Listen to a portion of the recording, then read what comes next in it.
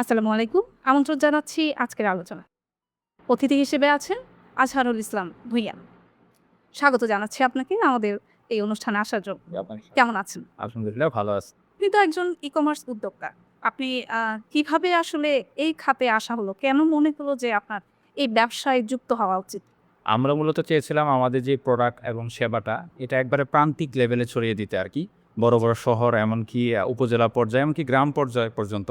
তো মূলত এইজন্য আমরা ই-কমার্সে আসা মূলত আরকি যে এর মাধ্যমে আমরা আসলে পুরা বাংলাদেশে আমাদের কাস্টমার যে বেস ওনাদেরকে কানেক্টেড করতে চেয়েছি।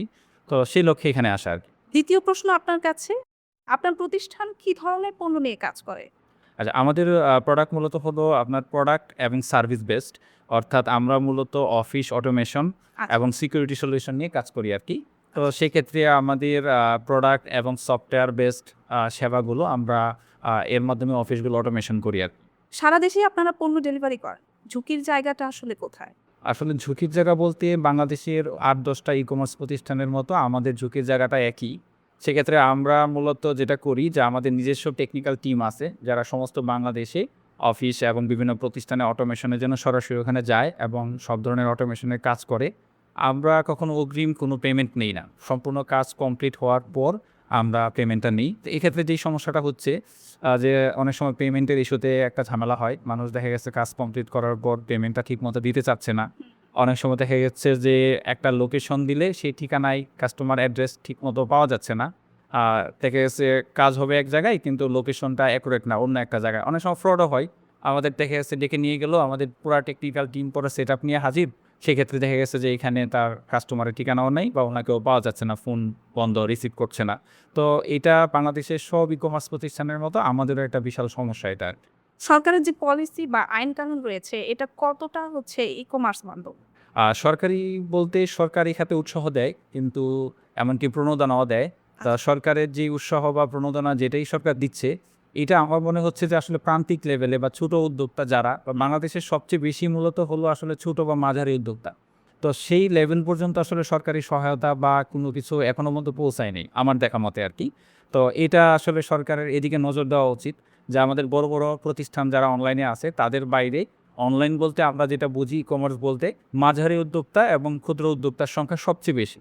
আসলে সরকার তাদেরকে নিয়ে যদি কাজ করে, সেই দিকটাতে নজর দেয়, তাহলে ই-কমার্সের যে সমস্যা, আস্থার সংকট, সব ধরনের সমস্যার একটা সুন্দর সমাধান হবে আমি আশা করি।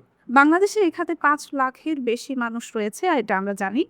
আ বিপুল কর্মসংস্থান পেয়েছে এই খাতে। সামনে কতটা সম্ভাবনা রয়েছে আসলে?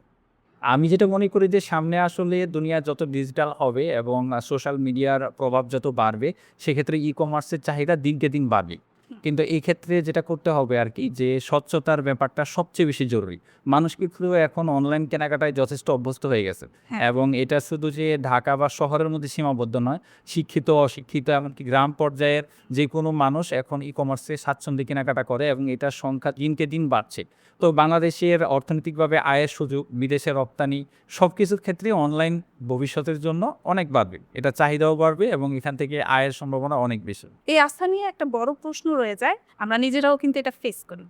মানহীন ভেজাল কিংবা এক পণ্যের কথা বলে অন্য পণ্য পাঠিয়ে দেওয়া হচ্ছে। জবাবদিহিতার কোনো ঘাটতি রয়েছে কিনা? আসলে ই-কমার্স ব্যবসা যেটা, এখানে আসলে যেরকম ভেজাল আছে, এরকম এখানে অনেক প্রতিষ্ঠান আছে যারা আসলে কাস্টমারদেরকে সঠিক সেবা বা পণ্য সার্ভিস দেয়। কিন্তু এক্ষেত্রে বাংলাদেশের জবাবদিহিতার অভাবের কারণে আ এই ধরনের ঘটনা ঘটে যেটা ই-কমার্সের ক্ষেত্রে চরম আস্থার সংকট তৈরি করতেছে। হুম। তো আমি মনে করি এখানে সরকারিভাবে আসলে জবাবদিহিতার জায়গাটা রাখা উচিত। সবচেয়ে বড় যে জায়গায় কাজ করা উচিত যে গ্রাহকদের ক্ষেত্রে আমি বলব যে উনারা কোনো প্রোডাক্ট যখন অর্ডার করবে সেটা যেন অবশ্যই ক্যাশ অন ডেলিভারি নেয়। অর্থাৎ অগ্রিম কোনো টাকা দেওয়া বা দেখা গেছে যে একটা জিনিস অর্ডার করলো সে প্যাকেট খুলে দেখতে পাচ্ছে না। এই ধরনের জায়গাটাকে তাকে এভয়েড করতে হবে। তারা যখন কোনো একটা প্রোডাক্ট অর্ডার করবে সে যেন আগে এটা দেখে যে এখানে অগ্রিম কোনো টাকা দেওয়া লাগে কিনা। আমার মতে অগ্রিম টাকা ছাড়া যদি কোনো প্রোডাক্ট অর্ডার করে এবং সেটা যদি হোম ডেলিভারি হয় এবং সে বাসায় এসে সে নিজে দেখে তারপর পণ্যটা নিতে পারে, তাহলে এই ধরনের প্রতারণার জায়গাটা একবারেই কমে আসবে ইনশাল্লাহ। স্থান সংকট যে আছে সেটা তো স্পষ্ট আমরা জি। দেখতেই পাচ্ছি। উদ্যোক্তা কিংবা সরকার কিভাবে এক্ষেত্রে ভূমিকা রাখতে পারে? উদ্যোক্তাদের ভূমিকা এটাই যে যারা আসলে সলিড পণ্য বিক্রি করে, সেবা প্রদান করে, তাদের উচিত আসলে এক্ষেত্রে স্বচ্ছতা নিয়ে আসা। অর্থাৎ তাদের পণ্যগুলোর ডিসপ্লে বা অফিসিয়াল একটা ঠিকানা তাদের দরকার।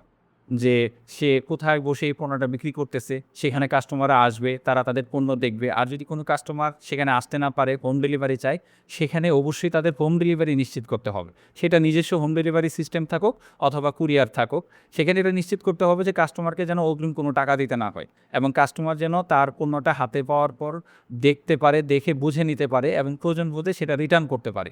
এই জিনিসটা যদি উদ্যোক্তারা নিশ্চিত করতে পারে তাহলে এই আস্থার জায়গাটা কেটে যাবে আমি মনে করি। খুব ধন্যবাদ আপনাকে। জি, আপনাকে ধন্যবাদ। প্রিয় দর্শক, কেমন লাগলো আমাদের আজকের অনুষ্ঠান? একজন নতুন উদ্যোক্তার জীবনে কোন দিকটি আসলে আপনাদের অনুপ্রাণিত করেছে, এটা আমাদেরকে কমেন্টে অবশ্যই জানান।